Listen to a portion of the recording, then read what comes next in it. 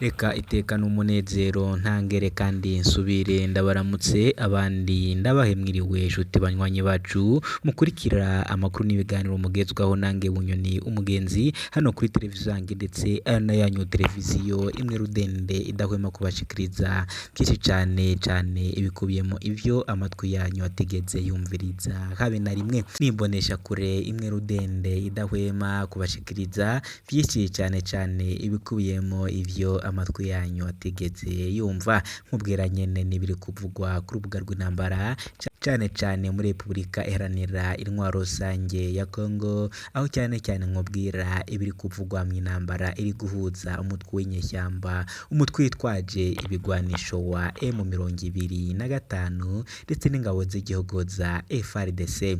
Nkubwira ariko nibiri kuvugwa n'iwacu i Burundi, aho cyane nkubwira ibiri kuvugwa mu bisata vya politike mu birari by'ubutegetsi hose ndagera nkakubwiriza ibiriko birahavugwa. Ntabwo nkubwiriza ibiri kuvugwa mu Burundi gusa, ariko nanone nkubwira n'ibiri kuvugwa mu bihugu by'abaturanyi, aho cyane nkubwira ibiri kuvugwa mu gihugu cy'u Rwanda, nkakubwira ibiri kuvugwa mu gihugu cy'u Rwanda, nkakubwira ibiri kuvugwa muri Uganda, Tanzania, Kenya ndetse n'ahandi hirya hino muri Afurika, ndetse nkakubwira n'ibiri kuvugwa muri Afurika mu rusange no mu makungu ya kure mu bihugu vy'ibiyaga binini. Nkuko nyene bisanzwe, reka mbanze ndakengurukire buri mwe wese wafyonze sabone, nawe utarafyonda sabone nawe ndagusaba ngo nukumanuka hasi kwa jambo k'umutuku kanditseho sabone ugafyondako, ako kajambo kanditseho sabone wamara kugakora kandi wamara kwafyonda ukanyarukira hasi nanone hariho akantu k'akazogera naho ugafyondako, maze wamara gufyonda ako kantu k'akazogera sabone ukanyarukira muri komenti ukadusangiza n'ibitekerezo ko navyo birakenewe, na kandi ari nako yibuka kurasharinga inkuru zacu kugira ngo zibashe kugira no ku bandi bazikeneye. Ni byinshi cyane nyine ndiko ndakuyagira cyane nyene umumenyere ko njewe Bunyoni umugenzi mbabwiriza ibikubiyemo ivyo amatwi yanyu atigeze yumviriza habe na rimwe. Amakuru naguteguriye mu ngingo nkuru ndibuze kwibandaho ndakubwiriza ibiri kuvugwa iniwacu i Burundi ndetse n'ibiri kuvugwa muri Republika Iharanira Demokarasi ya Kongo, aho cyane hano iwacu i Burundi biri kuvugwa ko haguma hatorwa abantu benshi bishwe bunyamaswa. Aba bantu bose kandi bakaba barishwe na Evariste Ndayishimiye batazira neva, akaba ari nyine cubahiro umukuru w'igihugu Burundi. Ntabwo ari ivyo ngivyo gusa, ariko ndongera nkubwirize nanone yuko hano mu gihugu cacu c'u Burundi inzara iriko iravuza ubuhuha. Ndaza cyane kubigaruka mu idonido naguteguriye y'amakuru yacu. Ndongera kandi nkubwirize yuko Denise Bucumi Nkurunziza avuze ijambo rikomeye cyane ku bugambanyi buri gukorerwa umuhungu we bukorwe na Angeline Ndayishimiye. Ni byinshi cyane ndaza kujya nkubwiriza, gusa nawe nyene ndagusaba ngo ukomeze ukurikire amakuru yacu kandi ntuhweme kudusangiza n'ibitekerezo nk'uko bisanzwe. Ngewe nyene uramenyereye ko ndababwiriza ibyinshi cyane. Ntabwo ari aho ngaho gusa, ariko turanyaho cyane muri Republika Iharanira Intwaro Rusange ya Kongo. Nkubwirize byinshi biriko birahavugwa, nkubwirize yuko ngo Vitali Kamere yatsindiye kuyobora inteko ishinga amategeko y'umutwe w'abadepite. Ni byinshi cyane nyene ukomeze urahwema kudukurikira. Ndabizi ko wenda bitewe naho uherereye ashobora kuba ari mu gitondo sanga se nimugoroba, ariko nacata umudafata iminota batarenze 10 cyangwa 15 gusa ngo imvire byinshi cyane kuyemo ivyo amatwi yawe atigeze yumva. Amakuru arambuye ni mukanya gatoya cyane kuri mikoro nje uriko urumviriza ndi Bunyoni umugenzi wawe kazi.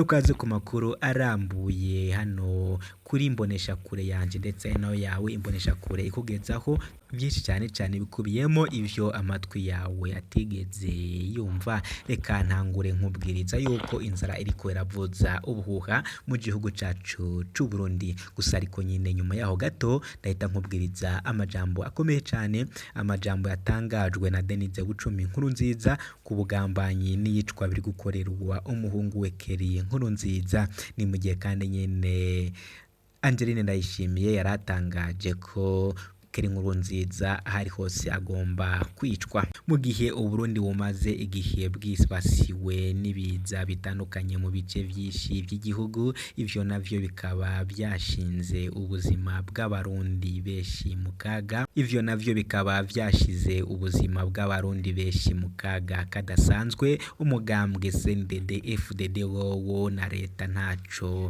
bibatwaye na gato, ahubwo babandanya gutegura no gukora inama z'umugambwe mu gihugu, aho twovuga nk'abanyagihugu bahuye n'ibiza vy'imyuzure n'amazi bagera ku bihumbi 400, benshi muri bo bugarijwe n'inzara ntibagira aho bakika umusaya, cane cane abo mu bice vya komine Mutimbuzi mu gisagara ca Bujumbura, komine Kabezi hamwe n'abo mu ntara ya Rumonge.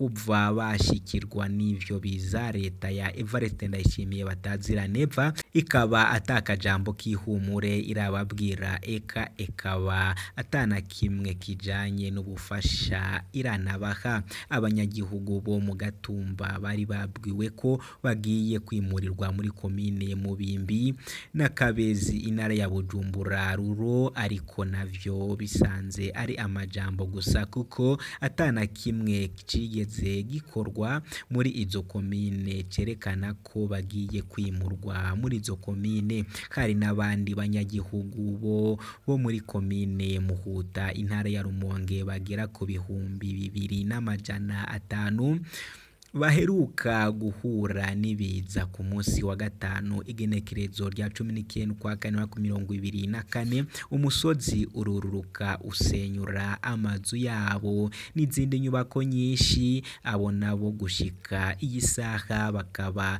batagira icepfo n'icaruguru kuko atakintu na kimwe bafise mu vyo bari batunze, eka badafise naho bakika umusaya. Ikibabaje cyane gusumba abo banyagihugu bahuye n'ivyo biza ubu bari mu kangaratete, nuko leta y'u Burundi atakajambo na kamwe k'ihumure yigeze ibashikiriza, kandi hari n'abantu bapfuye kubera ivyo biza. Igitangaze nuko iyo hagize abanyagihugu bo mu bindi bihugu bapfa bitunguranye, leta y'u Burundi yama yihutira gusohora amatangazo yo guhumuriza ababuze no guhoza ibihugu vyagize ivyago, ariko mu gihugu ciwe ibiba vyose bikaba nk'akamitswe n'ingona.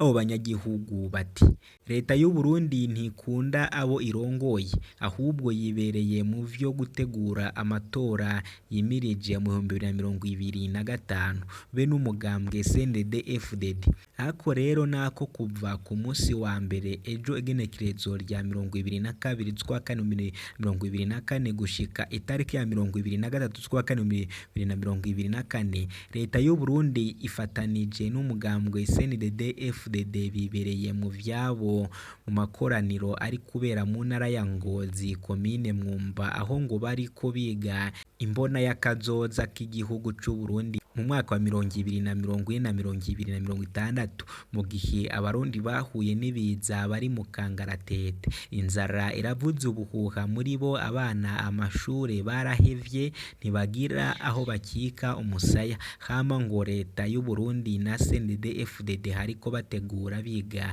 imigambi iterambere ry'igihugu. Barongera kandi bakavuga bati amabarabara makuru nka yose yarabomotse, ikitavuzwe coco ni iduga ry'ibiciro vy'ibintu mu gihugu, eka abarundi bogarijwe n'ubukene bukabije. Abarundi benshi basigaye biyumvira ko leta ya Evariste Ndayishimiye n'umugambwe CNDD-FDD boba banezezwa nuko abarundi bicwa banyuruzwa, abandi bagahitanwa n'ibiza bagapfa, abandi bakaguma bibera mu bukene bukabije. Bati nakamaramaza kumva Perezida Evariste Ndayishimiye yirirwa aririmba ku maradiyo na za televiziyo ngo abarundi bafise umunezero udasanzwe, eka ngo babaye neza cane, kandi abarundi bugarijwe n'ubukene bukabije, ubwicanyi ndengakamere, inzara ivuza ubuhuha mu miryango yabo. Ikitavuzwe coco n'iduga ry'ibiciro vy'ibintu. Bati harakwiye ikintu coza gutabara abarundi n'Uburundi kuko caguye mu manga idasanzwe kubera intwaro mbi ya CNDD-FDD.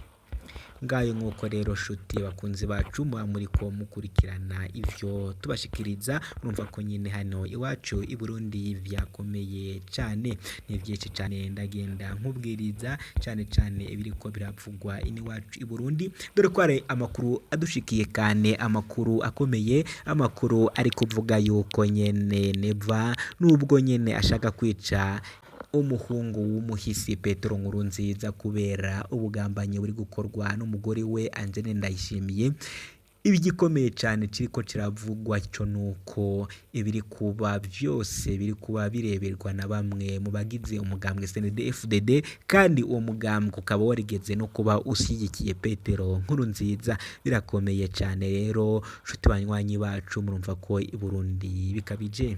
Ni mu gihe kandi nanone Vital Kamerhe yatsindiye kuyobora inteko ishinga amategeko umutwe w'abadepite, ubwo ni mu gihugu c'abaturanyi cya Repubulika Iharanira Intwaro Rusangi ya Kongo. Vital Kamerhe Rwakayinginyi niwe waraye atsinze amatora yo guhagararira ihuriro ry'amashyaka ari ku butegetsi muri Repubulika Iharanira Demokarasi ya Kongo ku mwanya w'umukuru w'inteko ishinga amategeko umutwe w'abadepite. Kamerhe wagize amajwi 183, yanikiye Christophe Mboso warusanzwe kuri uwo mwanya wagize amajwi 113, na Modeste Bahati wari perezida wa Sena wagize amajwi 60.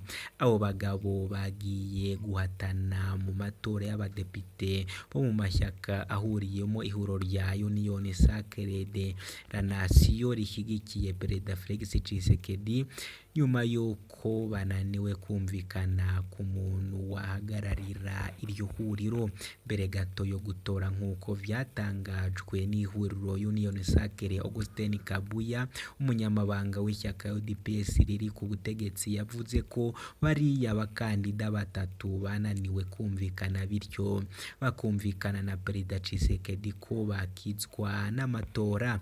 Bamwe mu basesenguzi ba politike ya Kongo bavuga ko buri umwe muri abo bantu batatu yafashije Tshisekedi kugera ku butegetsi, bityo ko buri umwe muri yo yifuzaga uyu mwanya wo hejuru. Mutegetsi nk'igishimishijwe n'akazi yakoreye Tshisekedi bituma bagera kwitora ryaberaga abadepite baririya huriro. Gusa ni byinshi cyane nyene biriko biragenda bivugwa mu gihugu c'abaturanyi ca Repubulika Iharanira Demokarasi ya Kongo.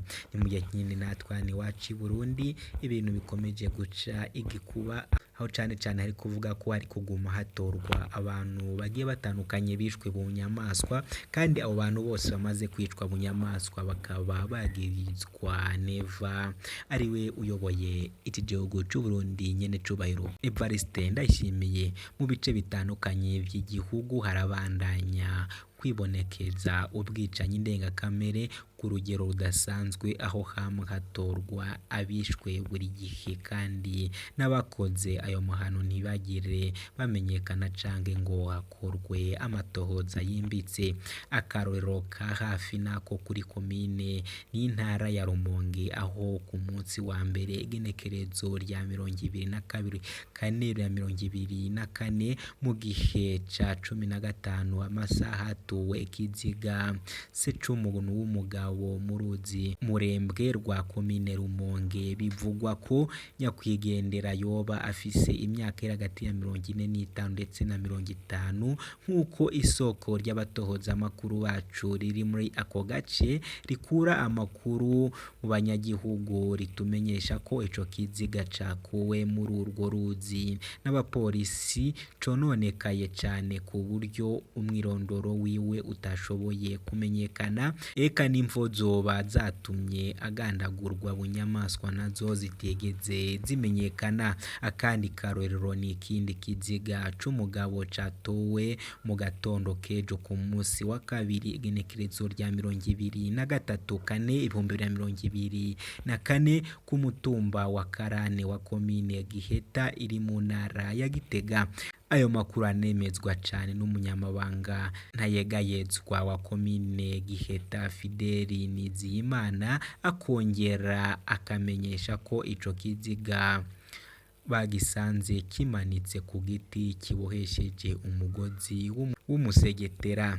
Uwo muhisi nawe nyene bavuga ko hatashoboye kumenyekana umwirondoro wiwe kuko basanze atakimuranga na kimwe afise. Uwo muhisi nawe bivugwa ko yoba afise imyaka hagati ya 40 na 45, eka ngo nawe icatumye agandagurwa bunyamaswa be n'abamwishe atana kintu na kimwe kiramenyekana, eka n'amatohoza arakorwa. Igitangaje nuko hama haca hihutirwa igikorwa co gushingura abo baba bahohotewe bapfuye n'indongozi, atana amatohoza kubijanye n'ubwo bwicanyi ndengakamere bwirirwa buba akozwe. Abanyagihugu bakaba babandanya basaba leta ko ubwo bwicanyi ndengakamere bwisasiye indava mu gihugu cose bwohagarara kuko amazi yamaze kurenga inkombe. Shuti bakunzi bacu mwariko muratwumviriza, reka twe dusubikiye ahangaha. Gusa mwese nyene nkomeze mbasabe gufyonda sabone ko mukomeza kubana nanjye 5/5. Ndabakunda cyane, murakagire Imana n'amafaranga. Kuri mikoro nyine muriko murumviriza ndi Bunyoni umugenzi. Ciao ciao.